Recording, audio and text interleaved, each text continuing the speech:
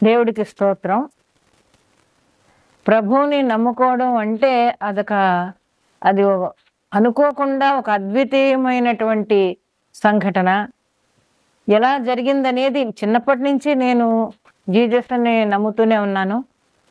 నేను పెళ్లి చేసుకున్నది కూడా ఇంటర్ కాస్ట్ మ్యారేజ్. మా ఆయన క్రిస్టియన్, నేను హిందూని. పుట్టడం హిందూలో పుట్టాను. కానీ పెళ్ళయిన దగ్గర నుంచి మేము కేవలం చర్చిలకి వెళ్ళడం, ప్రేయర్లు చేసుకోవడం, దీంట్లోనే మా పిల్లల పెళ్ళిళ్ళు గానీ, ఏదన్నా కూడా మాకింకా ఇతర దేవుళ్ళు ఎవరైనా మాకు తెలీదు. Only Jesus. ఆయన్నే నమ్ముకున్నాం. ప్రతి చిన్న విషయానికి కూడా ఆయన్ని తలుచుకునే మేము ముందుకి నడుస్తూ ఉంటాం. ఏ విషయం వచ్చినా, ఏ సమస్య వచ్చినా కూడా నిమిషాల మీద మాకు సాల్వ్ చేస్తాడాయన. కళ్ళు మూసుకొని 2 నిమిషాలు, తండ్రి నువ్వే ఉన్నావు నాకు దిక్కు అని నేను అడిగితే చాలు, మరో నిమిషం నాకు దానికి సొల్యూషన్ ఏంటని చెప్పేస్తాడాయన. అలాగే ప్రతిరోజు ఏదో ఒక సంఘటన నాకు జరుగుతూనే ఉంటుంది.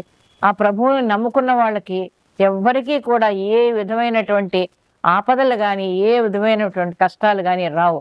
డెఫినెట్‌గా మనిషికి దేవుడి మీద నమ్మకం ఉండాలి. మీరు ప్రభువుని నమ్ముకుని గనక మీరు ప్రేయర్ చేస్తే మీకే తెలుస్తది. ఎవరెవరైతే ప్రభువుని నమ్ముకొని ప్రేయర్ చేస్తారో వారి అందరికీ కూడా మంచే జరుగుతుంది తప్ప చెడనేది జరగదు. ఏ విషయం గురించి మీరు అడుగుతున్నారో అది డెఫినెట్‌గా మీకు నెరవేరుతుంది. కాబట్టి ఎప్పుడు కూడా మనం మంచి మార్గంలో నడవాలని అనుకుంటే ఆ యేసు ప్రభువు నడిపించిన దారిలోనే నడుస్తూ, మంచి మాట్లాడుతూ, మంచి పనులు చేస్తూ, ఇతరులకి సహాయపడే పనులు గనక చేస్తే ప్రభువు మెచ్చుకుంటాడు మనల్ని. మనకు మంచి ఆశీర్వాదం కలుగుతుంది. కాబట్టి ఎవరైనా కూడా దేవుణ్ణి నమ్ముకొని ముందుకు వెళ్ళమని నేను మనస్ఫూర్తిగా కోరుకుంటున్నాను.